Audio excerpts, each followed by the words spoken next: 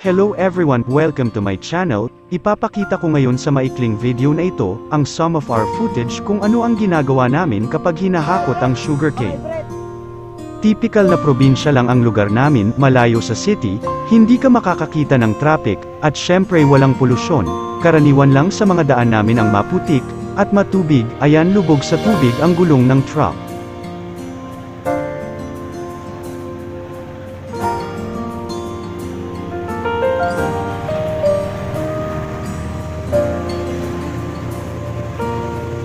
Namimiss nyo din ba sa probinsya? Aba, ako din, masarap lumanghap ng sariwang hangin.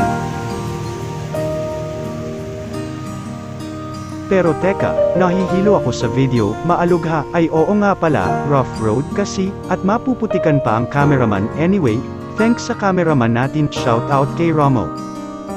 Pagpasensya nyo na wala pa tayong sponsor para sa magandang camera, ang mahalaga ay ma-share sa inyo ang buhay ng karamihan sa amin dito.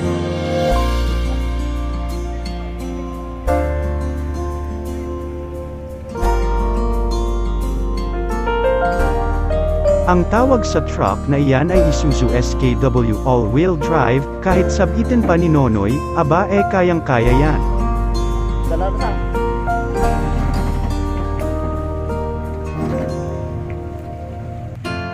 Marami sa mga hacienda road sa amin ay talagang challenge para sa truck na may kargang sugarcane.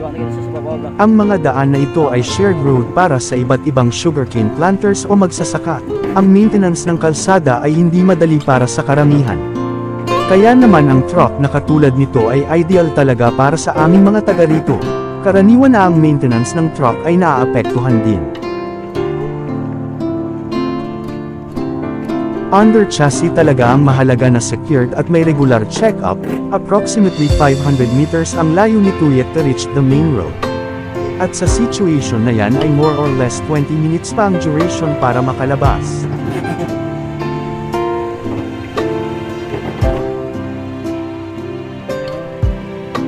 Naisip nyo ba kung ilang tonelada ang laman ng truck? 10 tonelada lang naman. Kung minsan ay nakadepende ang bigat sa variety ng sugarcane, ang height ng karga sa truck ay hindi laging reliable para masabi kung gaano kabigat ang laman nito. May iba na mataas tingnan pero magaan lang pala, sometimes nakadepende din sa mga nagload.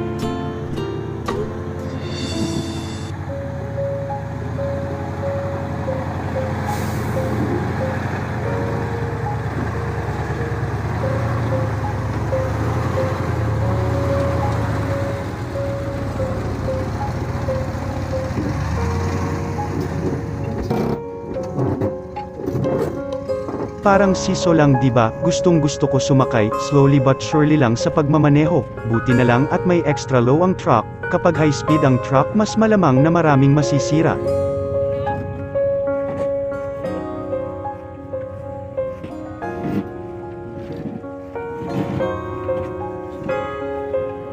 Ganyan ang buhay namin dito, early pa lang ay gising na, kaya mga 8 AM yan ngayon, pauwi na ang mga masisipag na nagload ng sugarcane sa truck, prepare naman sa next na loading.